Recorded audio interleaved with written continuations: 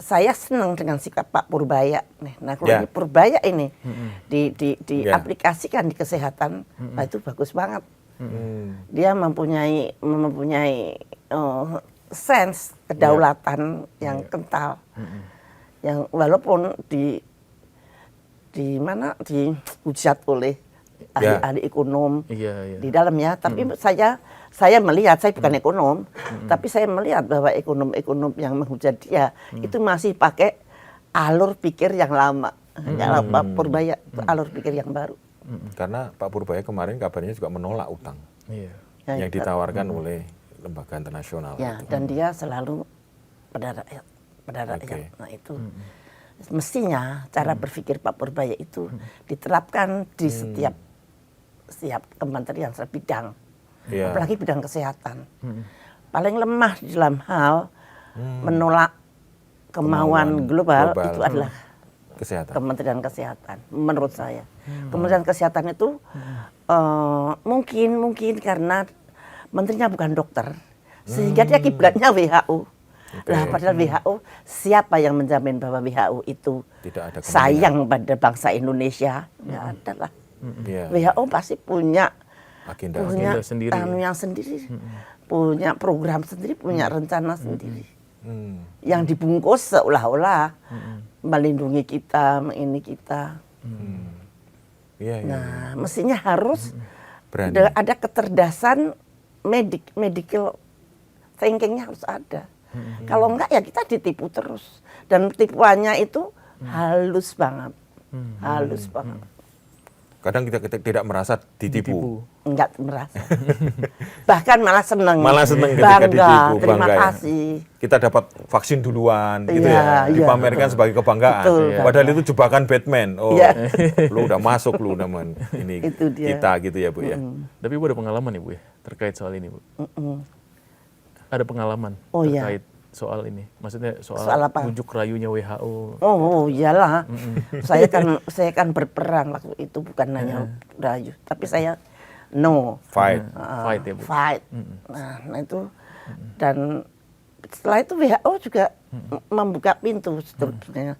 Oke deh, kalau kamu tidak setuju dengan ini, saya hadapkan kamu dengan negara yang mengatur dia gitu, Amerika. Waktu itu Amerika mempunyai GISN, Global Influenza Surveillance Network. Nah itu GISN. Itu saya bubarkan. Oh gitu, Bu. Karena itulah yang memaksa saya memberikan virus pada dia, tapi tidak dimasak di WHO, tapi dimasaknya di CDC. CDC di negara Amerika, CDC Atlanta.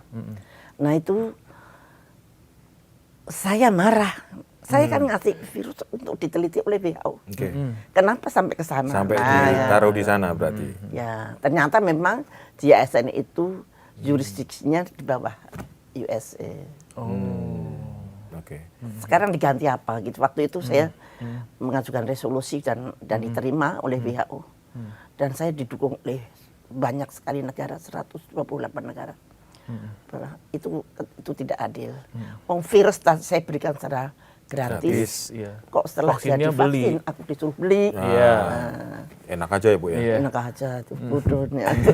Tapi biasanya gini, Bu, ketika mereka itu tidak mampu mempengaruhi Ibu untuk mengikuti keinginan mereka, mereka akan lari ke atasan Ibu waktu itu presiden agar mencopot gitu biasanya menteri kesehatannya yang memang tidak mau bekerja sama lah dalam bahasanya. Apakah? Iya, waktu itu mereka mengirimkan hampir pada semua menteri. Tapi di kebudayaan kita mungkin sampai sekarang antar menteri itu kadang-kadang tidak tahu programnya menteri itu gitu, ngerti? Terus mereka akan tanya, misalkan Menteri Keuangan tanya ke Menteri Keuangan, Menteri itu tanya ke Menteri itu, ditanya itu apa namanya, Menteri itu gimana sih ini? Waduh, saya nggak ngerti ya, saya nggak ngerti. Dikirainnya saya memang kuat gitu, dan disitulah saya kagum ya sama Pak SBY. Tetap Dia menghargai. Kalau saya begini Pak, karena begini. Ya saya ditegur, tetapi tidak diminta untuk diganti. Mundur. Tidak di. Artinya penjelasan Ibu kepada Pak Presiden SBY waktu itu maksud cukup begini, rasional, gitu ya? Rasional, dan bukan kepentingan pribadi, bukan kepentingan kelompok, tapi ini kepentingan kemanusiaan.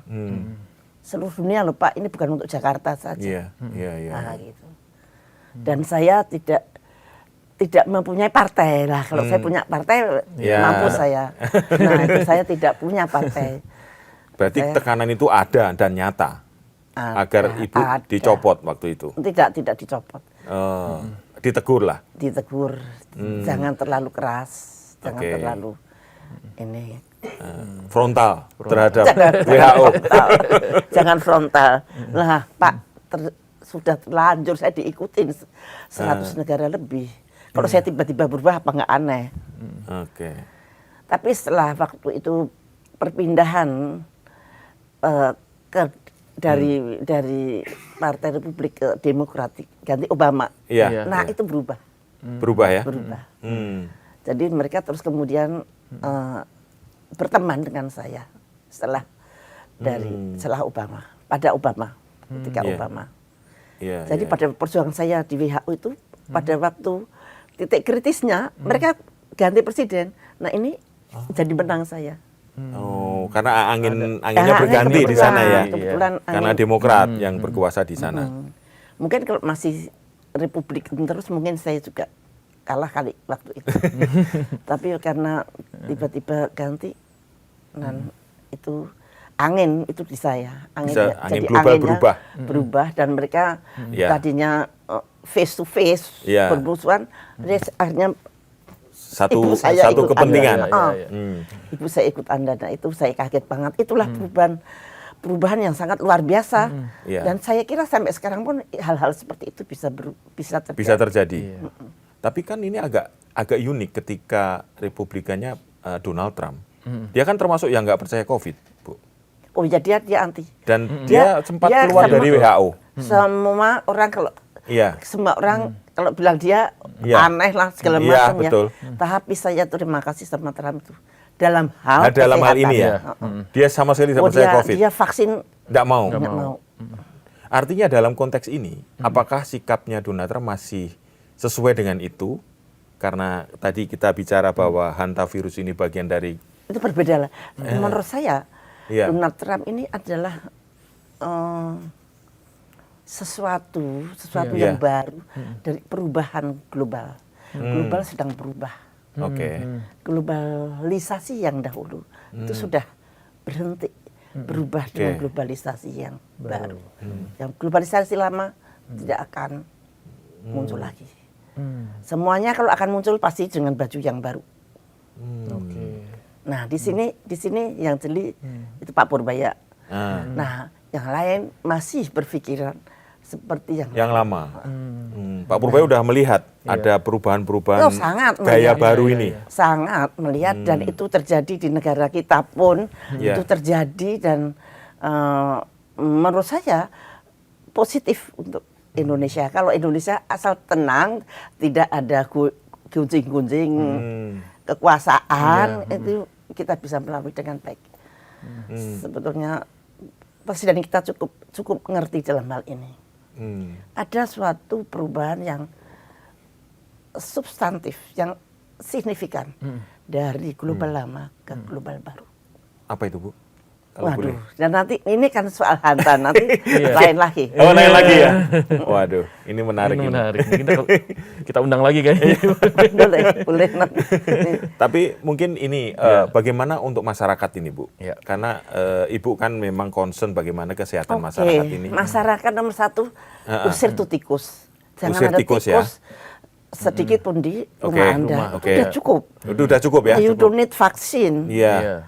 Jangan mikir nanti APBN langsung ini vaksin. Nah itu kobol-kobol lagi nanti. Sudah MPG nanti tambah vaksin tambah waduh. Nah itu harus kita suarakan.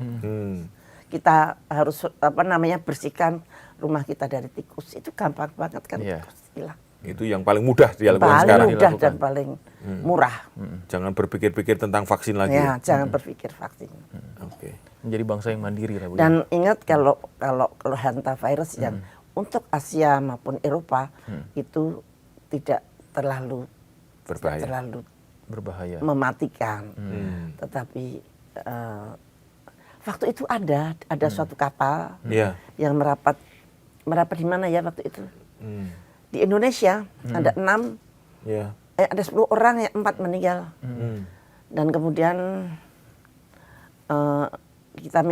saya minta dicek oleh ke medical intelligence, coba dilihat benar apa enggak. Ya benar. Leptospirosis. Dari tikus juga. Tapi kalau itu bakteri. Jadi bukan kalau virus ya? Leptospirosis bakteri.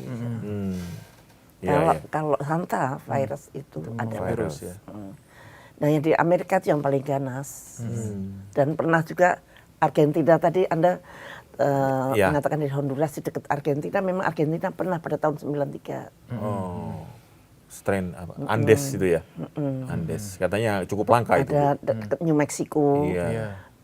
Dekat situ. Dekat daerah situ ya? Yang Amerika Latin berarti ini.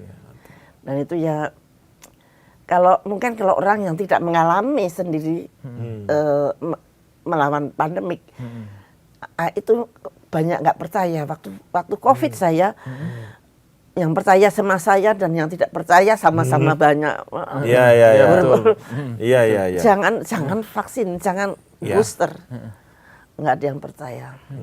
Tapi setelah sekarang banyak, setelah Epstein file keluar, semua baru pada ingat.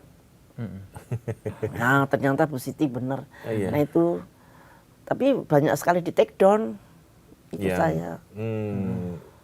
Tentang PCR, PCR tidak bisa mendiagnosa. OTG itu bukan orang sakit, waduh, di take down semua. Zaman itu ya. Karena dan juga ditegur saya, ditegur tidak boleh ngomong lagi. Nah, udah berhenti dulu waktu itu.